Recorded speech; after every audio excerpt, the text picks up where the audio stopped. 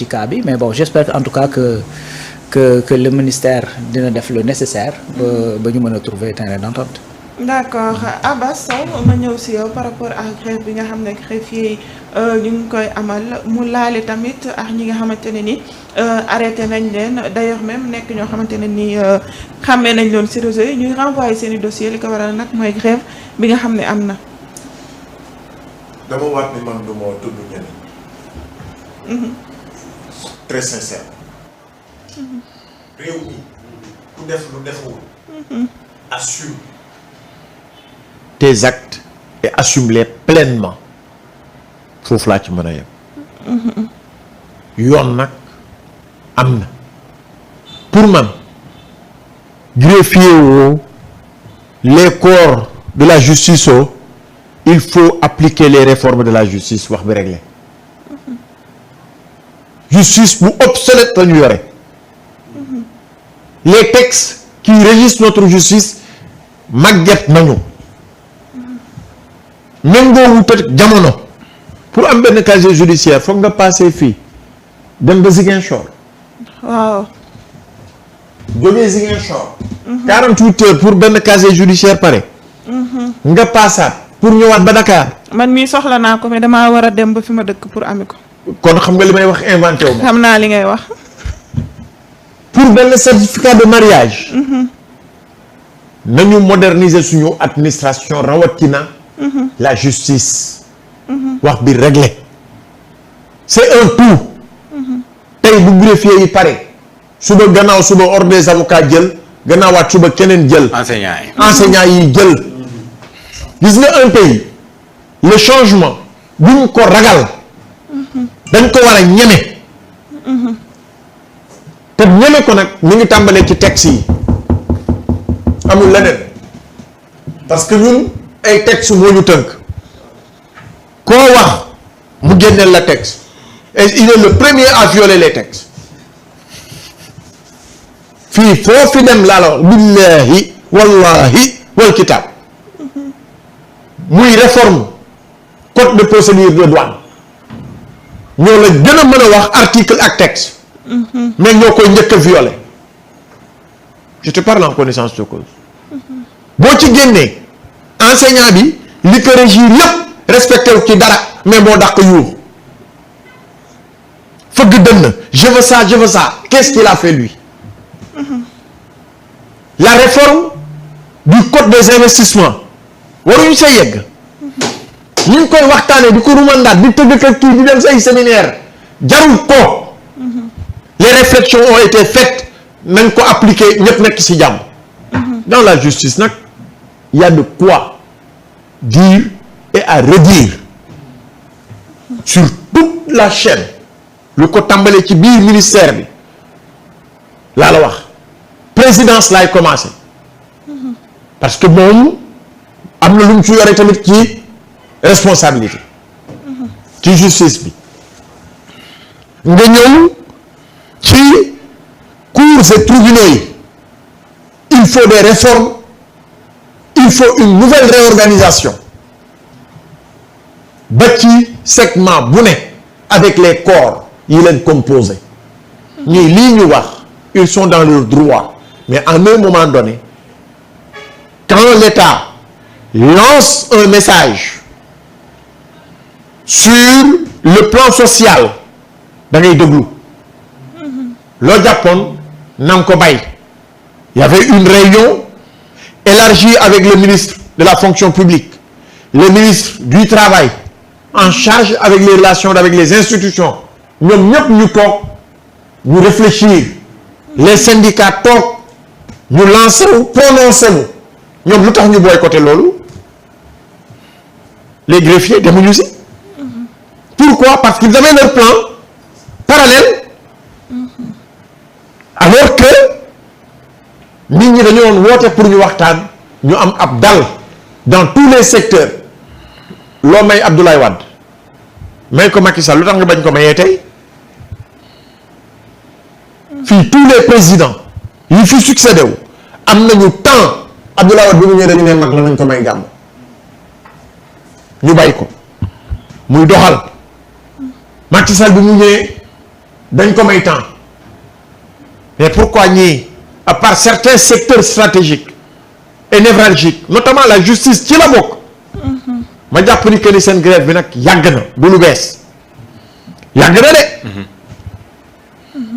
ak ka yàgg waaye nag boo amee ñoo xamante ni nee nañu ñu ngi lay déglu ñu ngi lay bàyyi xel en matière de syndicalisme parce que moi aussi je suis un syndicaliste tu réclames 100% quand tu as 30% jëlal nga def toogi ji loolooy dëgg waaye 100% amul fenn yàlla ñun ñii sax mayuñu 100% ñun ñii ñëpp mayul kenn 100% kenn la mayul 100% kon looy uti bul ci ut 100%.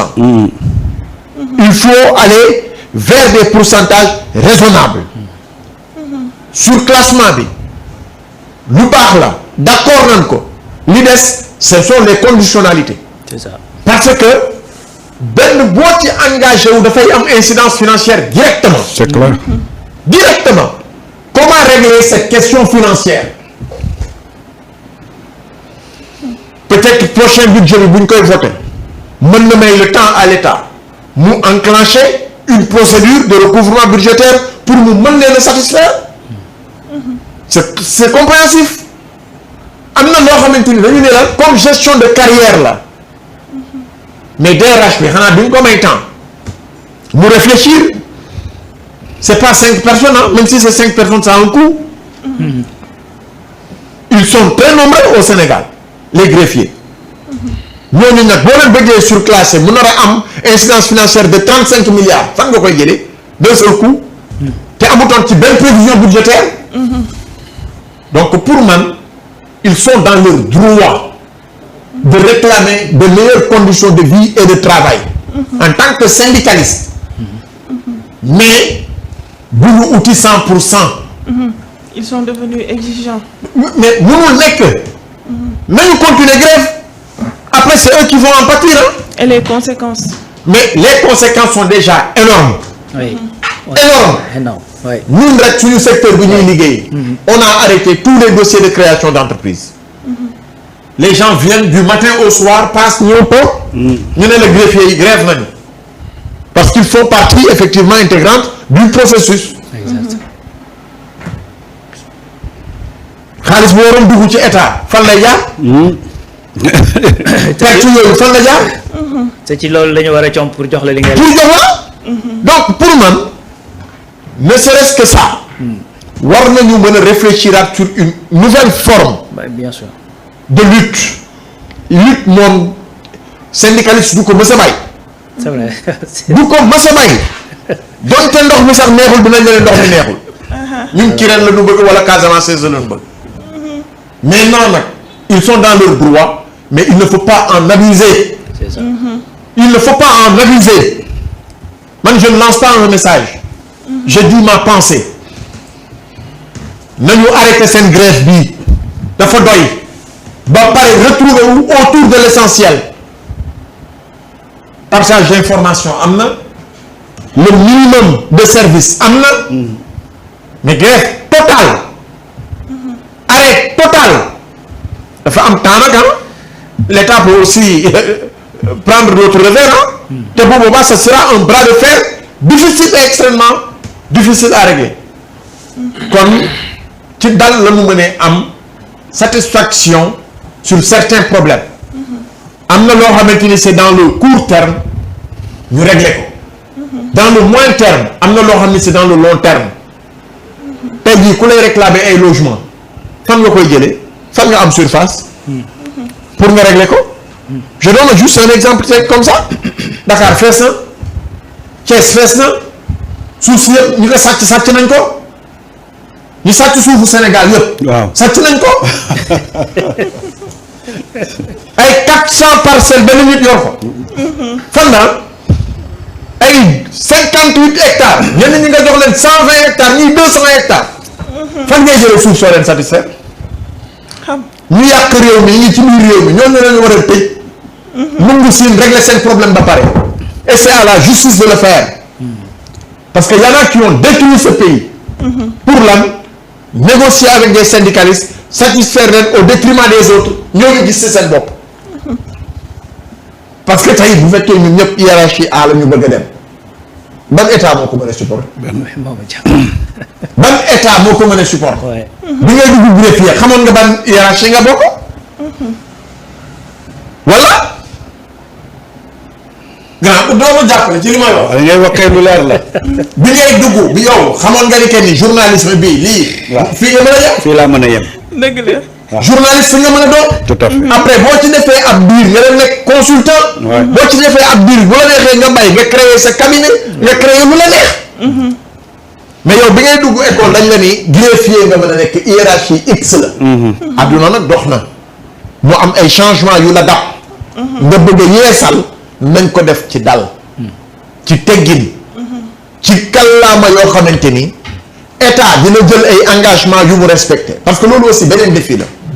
boo leen poussé tey ñu ne la waaw venez on signe et qu'ils n'ont pas les moyens de satisfaire la demande. 2 mois après 3 mois. ñu wàccaat ci mbedd bi. ñu wàccaat ci mbedd bi loolu moo daroon SAED ak CUSEMS avec les enseignants. mais bi Diomaye ñëwee en 8 mois signal na leen le problème moo tax déggoo enseignants yi ren. ci lu bëri. donc pour man c'est un tout boo xamante ni nañ ko pàcc-pàccal. li mën a nekk léegi ministre de la justice man li ma gëmoon sax Ousmane Sonko na leen recevoir léegi problème bi réglé. parce qu'il leur dira sa part de vérité ouvertement.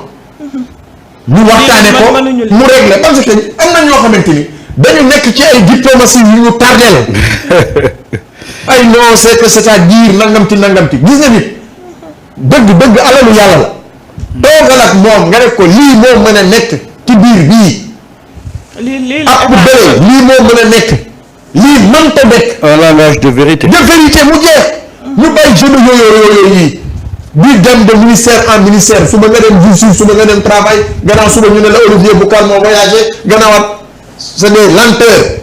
Le chef du gouvernement n'a qu'à les recevoir pour man. Le problème est réglé.